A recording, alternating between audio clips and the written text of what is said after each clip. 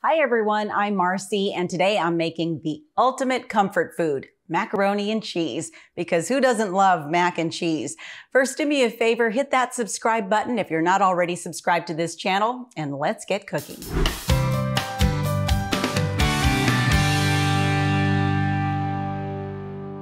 To be honest, I really debated sharing this recipe because I know there's a million different ways to make mac and cheese, and people can get really mean if you don't make it exactly the way they're used to.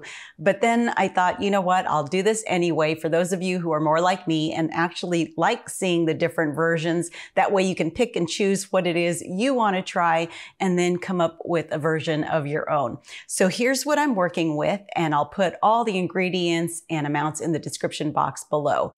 1 pound of elbow macaroni, and I may not even use it all because that's kind of a lot. A splash of olive oil, 3 tablespoons unsalted butter, 3 tablespoons all-purpose flour, 2 cups whole milk, 1 cup chicken stock, 1 teaspoon salt, 3/4 of a teaspoon garlic powder. Now make sure it's garlic powder and not garlic salt because otherwise you'll end up with really salty mac and cheese. 1/2 teaspoon red chili powder or paprika. Now I'm going with the chili powder because I got some really great red chili powder in Hatch, New Mexico last fall, and I really love it. Some ground black pepper to taste, 3 cups grated sharp cheddar cheese. Actually, I'm going to be grating a little extra to put on top, so this is just to start. And this is actually a really great place for you to experiment and maybe try a couple different cheeses and find out what you like most. And finally, 3 ounces of softened cream cheese. You can see that I've cut mine into little cubes. That'll just make it easier to melt. So let's go ahead and get started. First, cook the pasta in salted boiling water according to the directions on the package. I'm only using about 3/4 of this package because I know how much will fit in my baking dish, but make as much as you need. When it's cooked al dente, drain the water, transfer into a large bowl, and drizzle with about a teaspoon or 2 of olive oil and stir to keep the noodles from sticking together. Then, in a saucepan over medium heat, melt 3 tablespoons of butter. When it's all melted, add the 3 tablespoons of flour. We're going to be making a roux, so it's always equal parts butter to flour. Stir and let this cook for about 1 minute. Then we're going to add half of the milk, so about 1 cup. Stir continually, making sure the flour and butter are dissolved into the milk. And when the sauce starts to thicken, add the remaining milk.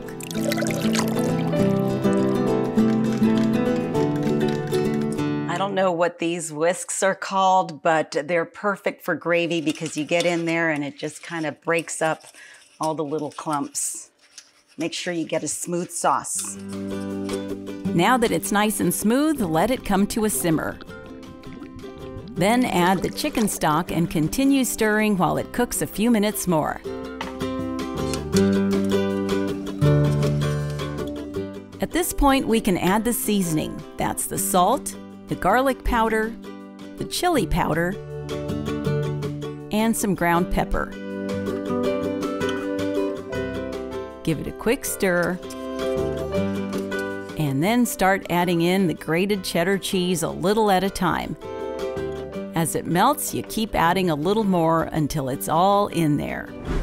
Finally, add in the cream cheese and stir until it's melted into the sauce.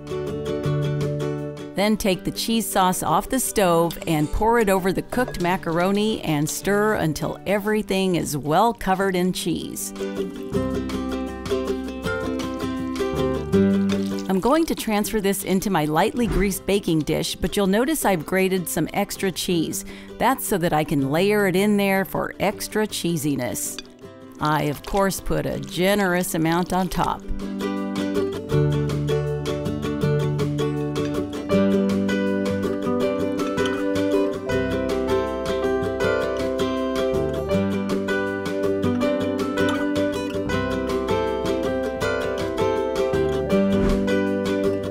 Then into the oven at 350 degrees it goes for about 35 to 40 minutes. comes out of the oven, it should be bubbly and a perfect golden brown on top. If not, set the oven to broil and leave it in there a few more minutes. This mac and cheese has that nice crispy layer on top, but when I cut into it, it should be nice and creamy.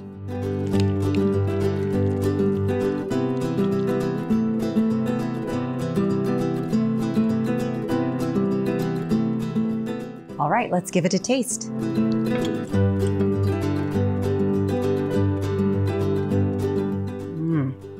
Melted cheesy goodness. I absolutely love this mac and cheese, and I hope you do too. Hey, let me know in the comments how you make yours. I'd love to hear from you.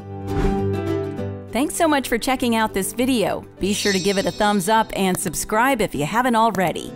You can also follow me at Marcy Inspired on Instagram and Facebook. Until next time, blessings from my kitchen to yours.